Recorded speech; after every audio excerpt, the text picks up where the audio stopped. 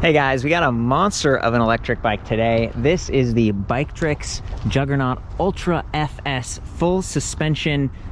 It's crazy. This bike actually has a lot of options, and they've set it up for me with the fat tires. Apparently those are pretty popular during winter. Makes a lot of sense, you know, where it's fall right now and things start to get kind of soft and mushy. But even with snow, you can do a lot with a fat bike. Fat bikes have become really popular for the electric bike space because the added weight and resistance and even the noise is sort of compensated for because you have a motor. You know, the motor makes noise, it gives you extra power and boosts your range. Now what Biketrix has done is given you several options with the battery. So we're looking at like the top of the line super high capacity battery pack here, 48 volt, 21 amp hour. They told me they use Panasonic cells whenever they can. That's one of the like higher end, more premium options in terms of reliability. This is a Rienshin Dorado battery, but it's actually not perfectly symmetrical. You can see how it bulges out a little bit to the left. That's because it is such a high capacity pack. The other ones, they're going to be more in line with the frame, and they might weigh a little bit less as well. This one's like 10.5 pounds. The other ones be about 9 pounds.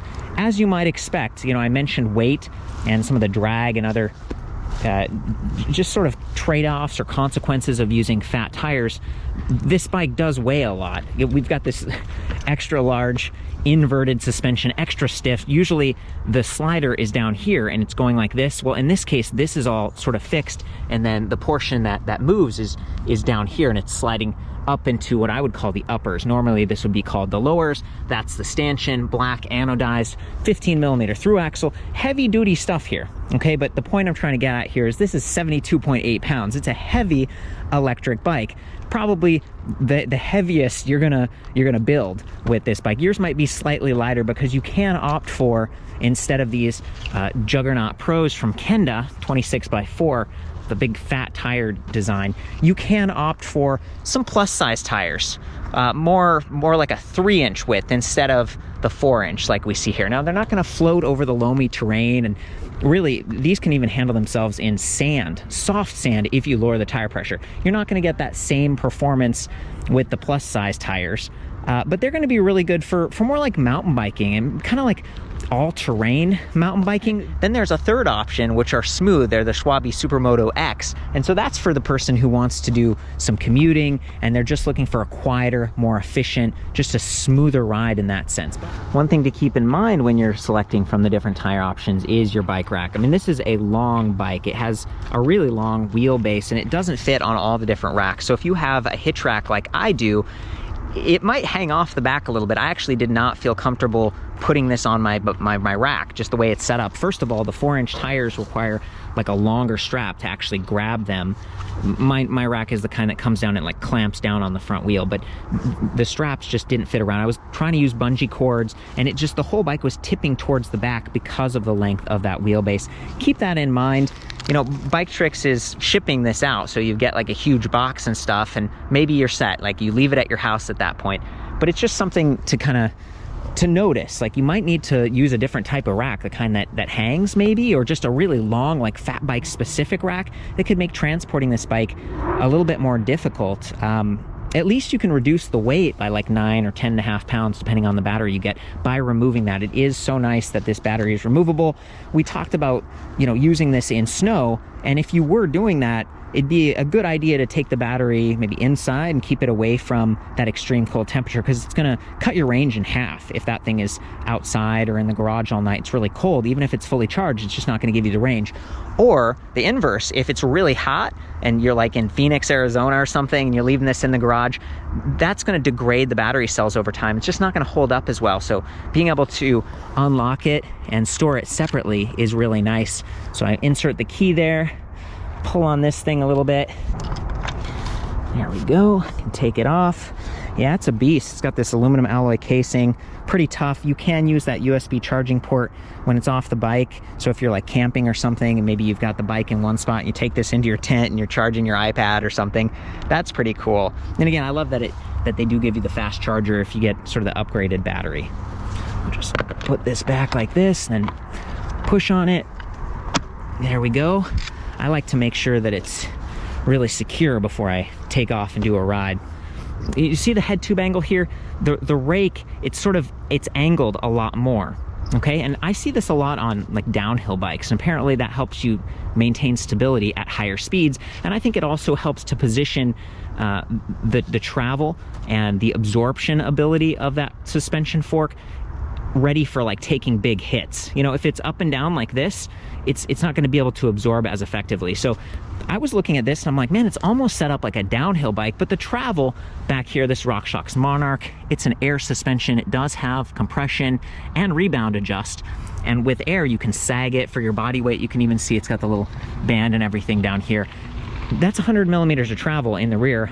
And then up front, depending on the suspension fork you choose, 100 millimeters, all the way up to like 120 with the optional Ren suspension fork upgrade. It's gonna be a little smoother, just a little bit more premium, but I'm actually a fan of this one. This is like GTM RK. It's got the nice stanchion shields down here, so you're not gonna have little rocks and things scratching up your slider. And you know, with a 15 millimeter through axle, and just the whole setup is powerful, and it's sturdy and it's tough, and it can handle that bigger tire, but it does feel a little tippy, right? This is the kind of bike where at low speed, it kind of wants to like flop to the sides. Once you get going a little bit faster, it sort of stays straight. And I just wanted to communicate that, because I am not sure I would take this downhilling, because it is fairly heavy. But then again, you know, I look at some of the high bikes and super fancy like downhill specific electric bikes. You know, a lot of them now have like the fully integrated batteries. They're using like a Bosch center drive and stuff. So this is the Bafang M620 Ultra. This thing is a beast. It's very powerful. It offers from 1,000 to 1,500 watts of power, 160 Newton meters of torque, and it is measuring rear wheel speed. You can see the magnet right there and the sensor over on the left stay, pedal cadence and pedal torque. This thing is incredible. And it does weigh a little bit more as a result. This thing is 11.7 pounds, but having that weight low end center like this is nice. And then having what I believe is an aluminum alloy case that just feels really tough and rugged. If you're not exerting yourself and there's not a lot of torque going through that drivetrain, the motor isn't gonna like take off on you. It's responsive, it's natural. And I really appreciate that.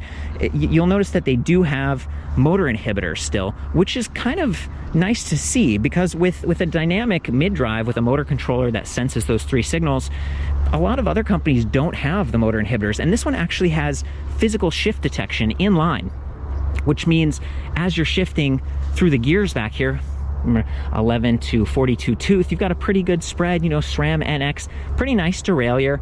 As you're shifting gears, it cuts motor power. So you've got the brake lever motor inhibitors and shift detection, so you're not going to wreck the drivetrain. And that is important, just given how powerful that mid-drive is. So again, I'm kind of impressed with this thing. You can see they've got this extra thick aluminum alloy bash guard guide. So I'm wearing pants today, and they're not going to touch the chain maybe quite as much. They could back here a little bit, but really this is designed to keep that chain from flying off. I was just concerned about how much energy is going through this. This is a rear suspension, and it's pretty beefy, and you need that when you're putting that much power through, when the motor is operating at its highest levels. Let's say that you enable this for off-road. The thing can go like 35 miles per hour, and again, 1,500 watts of power, 150 Newton meters of torque. It's a very capable bike, and you can start to almost like bend the back, right? So it's like pulling really hard right here, and then the rear swing arm starts to like flex a little bit, and you might hear some zinging on that 180 millimeter hydraulic disc brake rotor over there. You potentially could do downhill, it's just you're somewhat limited on travel. So I'm looking at this as maybe like all mountain, cross country, or just a fun bike. Apparently a lot of people will use this as a commuting platform because it can go a little faster. And again, it's kind of illegal. Ideally you would have this registered as like a moped if you were going above those, 28 miles per hour, if you remove the throttle, try to get class 3 designation, or 20 miles per hour. But with such capable tires and the suspension for comfort, for someone like me, I have a sensitive back and neck, it's pretty capable. Apparently they have a rack that, straps onto the seat stays in the rear. So it's not going to be unsprung. It's going to be moving with the rear portion of the bike, but you as the rider, you're going to be in pretty good shape. It's a fun product and it looks nice to me as well. It's kind of got this matte black with some red and white accents. We got the punched out rims, which saves a bit on weight. These are double wall and they've got that red liner and it just kind of highlights some of the accents. It looks a lot better to me than last year's bike. I didn't review the old Ultra FS.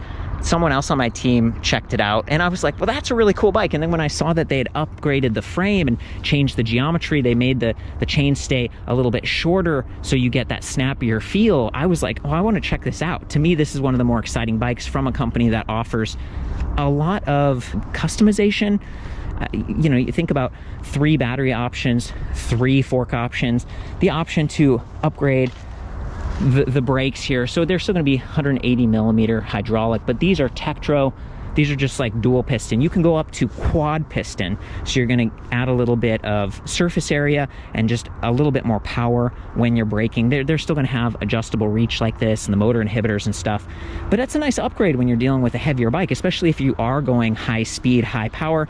It does not come with this just kind of a bolt-on kickstand. I requested that because, you know, I do the photos and stuff and I wanted to get this thing looking right, but it's actually worked out pretty well. I mean, it'd be nice if it was a little bit longer. I'm using the battery charger here just to keep the bike upright because I'm in soft terrain and I wanted to film it here a little bit because this is the kind of terrain where the bike really shines and can outclass some similar bikes. And while we're on that topic, I think the price point of this is really exciting too. $34.99 USD. You're getting a lot here for the money. And one of the neat things about Biketrix is that when you order some of the custom parts or upgrades, they build it that way for you. You're not doing it yourself. They're not like including it in a separate package. And they do that with most of their bikes. And to me, that's pretty impressive for that money. I mean, you're really getting something cool. To me, this bike is a little bit, it's just a different feel. It's a totally different feel. I mean, it's very powerful, it's pretty responsive, but given how powerful and heavy the bike is, in some ways it feels like a little motorcycle or something. So anyway, I love that they've got this 4 amp charger, 48 volt 4 amp. They also have like a 3 amp charger, so it comes back to like which battery you get. If you get the high capacity battery, which it's nice to see here, they sent this as like a demo bike to do the review, and they upgraded a couple of the different parts, the suspension fork right here, and then the battery. And that's nice to see just how this looks and how it performs. Yes, it's a little bit, it's asymmetrical, it bulges out on this side, but it's still handling pretty well. It's not like the bike is drifting to the left. I've done some no hands riding. It's handling really well. And then there's a couple little extra things that every version of the bike comes with, but that are nice to see. Like they've got this aftermarket sort of bolt-on headlight adapter, and it's pretty solid. This is aluminum alloy, and it's got the light right here, 150 lumens. It points where you steer, which is nice. And you know, it's plastic, right? And you can see the wires are a little bit exposed here, but a lot of the wires after this point, they're internally routed.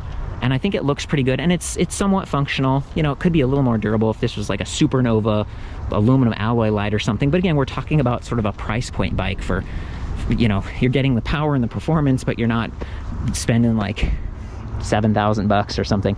And then we just have, I think this is using 2 AAA batteries.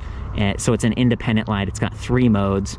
So coming back to that commuting potential, it actually works pretty well. Like out of the box, it has some nice little upgrades, and with such a big battery, it's nice that they've got a light wired in, and then even a little USB charging port right there on the side of the bike, so you could plug something in and then wire it up here. Maybe you have your phone or something that's charging as you ride. It's nice that the charger port is up here versus down here, because you're pedaling, you don't want to snag that or kick it. If we come to the other side of the bike, you know, I was talking about the charger a minute ago. The charging port for the battery is way down here, and so, you know, it's pretty close to that crank arm. I call this out all the time because a lot of people, it's like you want to leave the battery on the bike, park this in your garage or something, plug it in. You got to bend over, you got to kind of reach under the battery a little bit, plug it in, and then it could get snagged. And then if this bike tips, it's heavy. You don't really want that. But again, having a nice fast charger with a fancier plug. See that? It's like triple pin right there. It's not just like the basic ones. I think it's going to be a little bit more durable and just charge more effectively back here. Black spokes, black rims, a lot of nice black accents and stuff. Standard kind of a Velo saddle that works well enough. And I mentioned the slightly thicker 31.6 millimeter seat post. Safety is a big deal to me. So I mentioned before, this is like matte black with red and white-ish accents, but they also have a brushed aluminum with black accents. It looks really nice. And they have 2 sizes. That's great value. Being able to get this bike in 2 sizes and 2 different colorways, I was impressed with that. And then the white accents, I think they're just, you know, they might be semi-reflective, actually, but I know that the tire with the branding, the Kenda Juggernaut, that is actually kind of reflective, and so it's going to give you a bigger visual footprint. The bike looks a little busy and there's a lot of branding going on here, but I think that could help you stand out. So safety wise, having the headlight, the rear light, even though the headlight doesn't have these cutouts, and then they chose a saddle with this nice little reflective patch in the back. Great job. Like, it's the little things, right? I really like that they did that. However, when you're sitting down, if you're wearing a jacket like I am right now, you sit down, the jacket can kind of hang down. It can block the reflector. It could even block the light. So be thoughtful about where you position it. It should be above the tire, but, you know, maybe below the saddle a little bit, so you're still going to be seen. And then it's got these pretty standard flat grips, pretty wide handlebar. That's what you'd expect from like a real mountain bike. A lot of the parts here are they're very capable stuff. Even the pedals down here, I like that they're going with, you know, aluminum alloy. These aren't plastic. They've got the pins, and of course they got the reflectors. So this is a blend of sort of a city experience, but still very capable for off-road. Definitely set up to handling the weight and even the power of the drive system. So I'm impressed with what they've done. And maybe before we get into the display, I'll just call out the trigger shifters up here. This is the SRAM setup, again, NX. You've only got a single click on the high, which is pretty normal, but it goes in only in that direction. You can't pull it. So when your hand is here, you got to use your thumb for both, and that works for me. There are some Shimano ones where you have to pull with like your pointer finger, and that's annoying because you might have your hands right here for braking. So I'm pretty happy with this SRAM setup. And then there's like a multi-shift to get into those low gears, and you can dump them, and it's just so satisfying to, you know, have the motor going and shift gears and not have to worry about the drivetrain getting thrashed and getting, you know, bending the teeth and breaking the chain and stuff. It'd be fun to ride this through the marsh and really show off those fat tires, but they're inflated pretty high right now. A little bit more for like gravel or hard surface, going to be more efficient. If you really did want to get that float, you can lower them all the way down to 5 psi, and you kind of need to go almost that low if you want dry sand. But I've done this before. I've ridden in dry sand, and these e-bikes actually do it. So nice to have a throttle in that case too, because getting started in sand can be very difficult. Even with a torque sensor, you need to kind of like get yourself on the bike and balance, and then start pedaling immediately to keep that momentum and then get a balance, especially with the steering here. So having a throttle for a bike like this is great, and it's really just a perfect candidate for like an off-road, like a ranch situation where you can just go wheeling around on this thing and jump over things, and you handle kind of anything with the suspension and those big tires. And I'm not going to go through this. This is kind of a protected area. I don't want to mess it up. And there's no fenders, right? So I'm going to be getting like water and stuff spraying up into my face, and then I'm going to have a stripe on my back. So, you know, trust me when I say it's very capable, powerful, but you're gonna get a little bit messy. So here we go. We'll just boot up the display. And you do have to hold that power button for a couple seconds here. I've noticed that. You don't just touch it. So it's comes on, it says hello. There's a little bit of a buzzing feeling. And then we've got a bunch of different readouts here. We've got watts. That's like how hard the motor is working. Speed in the center. Over here we have battery capacity. It even gives you the voltage, which is sort of an advanced readout. And then we've got these 10 ticks, which is nice. A lot of times I'm only getting like 5, and it leaves you guessing. I realize because of the contrast, it might look a little dark to you, but this color display actually looks pretty nice to me. It's a little small, so when you're way back here riding, you know, I guess the important things show up, right? Like this current speed and then the level of assist that you're in. But since it is a torque sensor and it's a dynamic torque sensor, you can take it all the way up to 5 and still have this thing handle softly and kind of slowly if you're not pressing too hard. We do have walk mode there, so if I hold that minus button for just a second, the bike's going to limp forward really slowly, which could be great if you got like a flat tire on this, or you're in a park or something where it's best just not to ride. You can walk this thing forward, take it down to 0, and the throttle doesn't work. Everything's disabled. The headlights would still work, which is nice. And in fact, this is a good chance to show those. So I'm going to hold the plus button for just a second, we get that little headlight icon going on. Again, 150 lumens with that headlight, you know, gets the job done. It's nice that it's wired in. And then there's the rear light with those 3 different modes: solid, flashing, and then just like crazy flashing. If we come back here, right below the light, there's this little like exclamation point icon, and that's telling you when the motor inhibitors are engaged. So when I pull those, the wire sends a signal. It says, okay, stop the motor, cut everything off for safety. That's great. And then we have this kind of mode button at the bottom here, and when you tap that, we go from trip distance to time, ride time, and then odometer, average speed, and it cycles back like max speed. You just kind of keep going in a circle like that. If you hold the minus key or the mode button for a couple seconds, it gets you into the menu, which is pretty intuitive. So we can change the readouts from metric to imperial, change the brightness. I've got it full bright, auto off, battery voltage, battery indicator, and more, password. So I'm just gonna hold the mode again and exit and leave that as is. Hop on this thing and go for a little ride. Stow the kickstand one more time. I'm gonna actually take it up to assist level 5. It's kind of my favorite because it is so dynamic. If I need the power, it's there. And again, for starting, that throttle is great if you have sensitive knees. So here we go.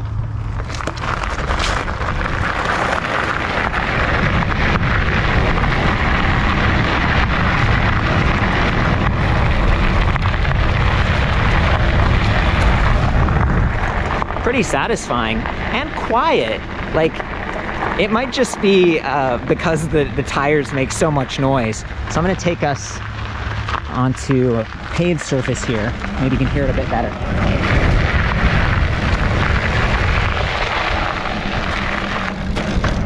No problem. Well, okay, so I'm going at kind of a lower speed here, and it's a little bit unstable. If I pick up a little bit of speed, then the wheel stays straight. So that's that rake, that relaxed geometry here with the head tube angle. Brakes working well. Let's do a little bit of throttle action this time.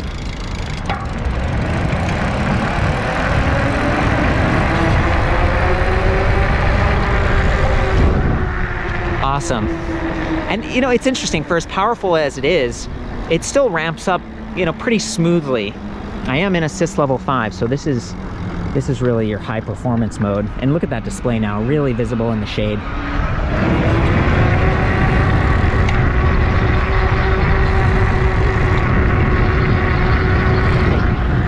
And it winds down. There's a little bit of a delay. I want to do the motor inhibitor test and stuff, so I'm going to put the camera on the frame and give you guys some different angles.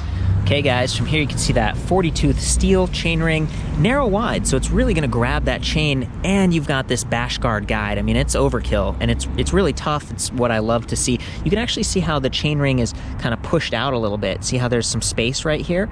And that's to keep the alignment for the drivetrain, because this is a fat bike and you've got just a wider dropout in the rear. That is 12mm through axle, by the way, really burly, just like we had 15mm up front.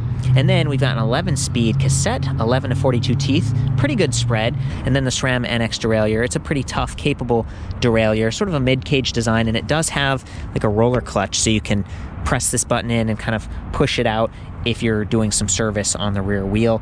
I do want to call out that these Kenda Juggernaut Pro tires, they are tubeless race is what it said, so I think that means tubeless ready. And then I think they have dual thickness compound to reduce some puncture potential. They seem nicer, and again, the reflective sidewalls and stuff sort of nice too. I'm gonna go ahead and take off in assist level 5 so you can see how responsive this is, and then I'm going to do the throttle and shift gears so you can see how it automatically cuts out so that you don't wreck the drivetrain. So here we go, pedal assist.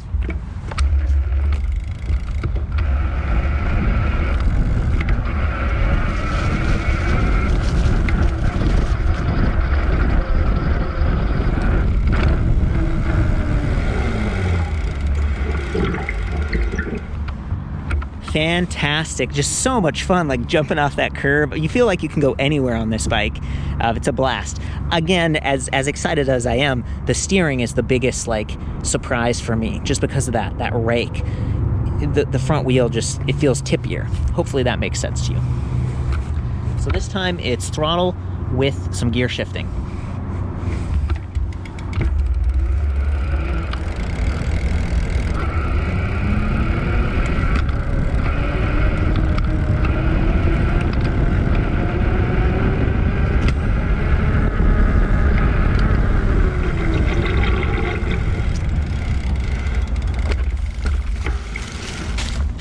Okay, so at the end, I could hear that disc brake rotor zinging a little bit when it was really, I was shifting gears, and I think, you know, there's a lot of power coming from this. 160 newton meters of torque from that motor, just kind of probably bending the rear section here. This has to, you know, move and it sort of travel in this direction, but they want to keep it stiff in this direction, and, you know, it has its limitations. So there's a little bit of that, and then there was a little bit of a clunk.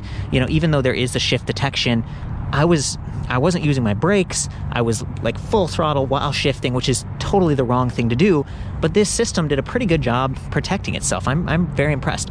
Now I want to check out the maximum RPM support that the motor can offer. So I'm going to take this to the lowest gear, which is the biggest sprocket, 42 tooth, and I'm going to just max out that motor. And I suspect we've got like up to 110 RPM support, which is good. That means that the motor is still going to give you support and help you maintain speed when you downshift as you're approaching a hill. Some of the simpler, more basic, more affordable motors, they only go to 100 RPM, and that's just, it's not as capable, and you have to adapt your ride style. So again, let's test it out.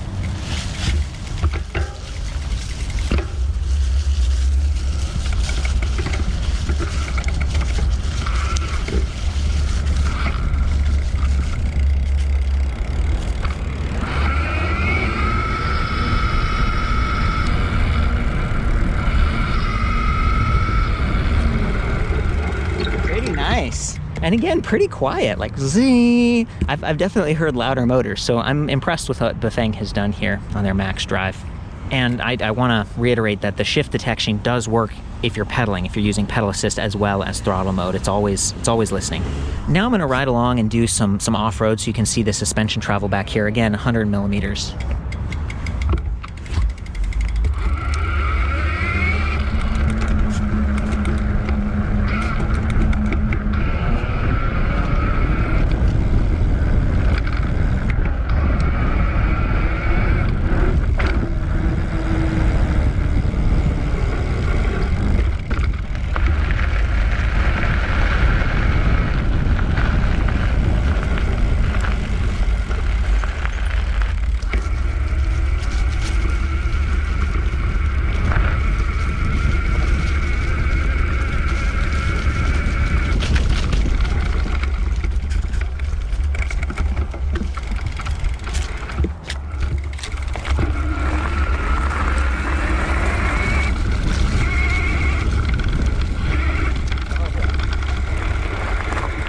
Totally taking some water to the face here because it's a bit moist.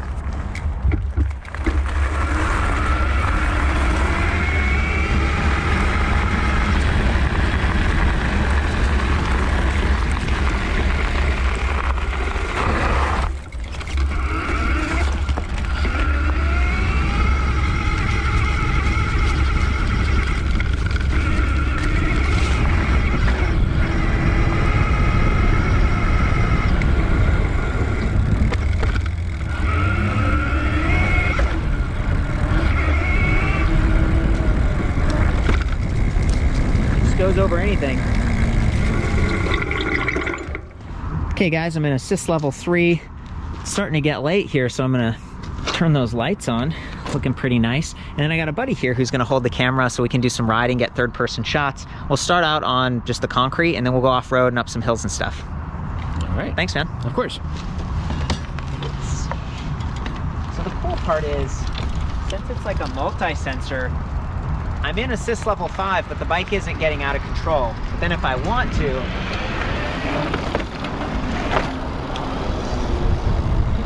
it just zooms, right? It takes off. Switch some gears here. Throttle up this hill.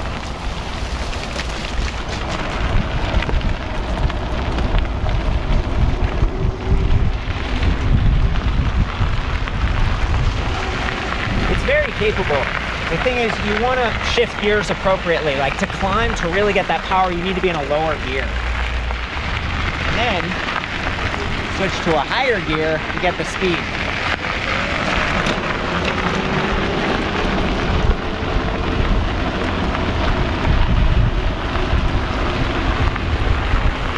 Then we top out because we've got this thing set for the legal 20 mile per hour, 32 kilometer top speed. But again, this thing can go 35 miles per hour. And then it's sort of an off-road, illegal, kind of a, I don't know, unclassified electric bike. But it's still fun, like if you lived on a ranch or something.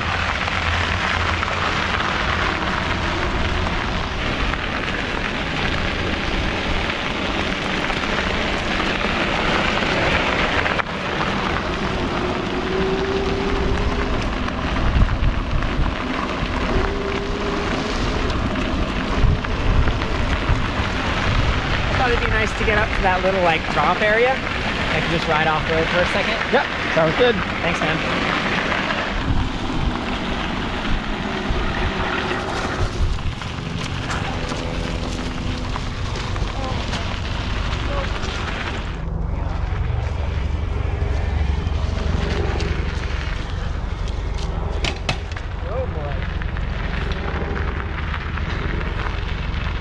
Wow. It's got a lot of power, but towards the end there it was like clunk clunk, and I think that's because the rear swing arm portion was flexing a bit under the power, and then the chain is trying to shift gears a little bit when that happens. Does that seem like the case to you too? Yeah, I'm getting a nod from my buddy. So that's one of the trade-offs. They've done their best to make this thing stiff, but with such a powerful motor, you know, yeah, it's got shift detection, it's got the motor inhibitors, but there is just gonna be some flex when you're climbing. I was like almost wheeling at first there for a second. It's kind of crazy. Even though this is such an awesome bike, and it's kind of a niche, so I'm really celebrating what it offers because there aren't a lot of e-bikes like this. It's not perfect. There are some trade-offs, you know, obviously the weight, the wheelbase, then there's no slap guard right here, and so far I'm actually not seeing a lot of chips or anything, but I haven't been riding in the highest gear in really rough terrain, so you could see some chips here over time. You might want to take like some clear box tape or get like a neoprene slap guard off Amazon and just velcro that thing on. No bottle cage bosses, you know, we've got that seat tube area taken up by the suspension. There really aren't that many full suspension fat bikes to begin with, so to have one at this price point with such cool components and so many options to upgrade so you can go the distance or just rely on the throttle the whole time if you want and still get decent range, I'm impressed with it. This company's been around since 2014. They started as like a Kickstarter crowdfunding thing, and I actually met them in Las Vegas. I met the founder, Roshan. They're based in Saskatchewan, Canada, the wild north, and they make some really cool stuff. They got a whole bunch of different products, including some kits and stuff. Again, they gave me this bike. I'm gonna sell it and send the money back to them. So I'm trying my best to be independent, and I'm also trying to choose bikes that I'm genuinely excited about. This one's a bit on the edge. Like, part of the reason I'm covering is because they can set it up to be like a legal class 2 electric bike, or, you know, class 1 if you remove the throttle. But it really probably appeals to people who want that like super high power, fast experience. Please be careful and respectful if you're on bike trails or mountain bike trails, to keep a good name for us e-bikers. If you go back to the site, electricbikereview.com, that's my site, there's like a cool comparison tool, so you can look at some of the other full suspension fat bikes or hardtails or whatever. We've covered a bunch of them over the years. You could even compare last year to this year and look at the geometry difference that I talked about. I have just scrutinized this thing. I've got like the dropout widths, hub spacing, I've got the length, the width, the height, see if it'll fit on your, you know, wheelbase. So, you know, will it fit on your car, the weight of all the different components. They sent me a sort of customized one here, but again, I think it's pretty representative of what you could get in that like 35 to 4,000 USD price point. But yeah, it is you know, you order it, it shows up at your door, and there's a little bit more doing with these products. You don't have the same sort of shop support that you have from some other companies, but you save the money. Anyway, I hope this helps you guys out. I love you. Ride safe. We'll see you on the next one.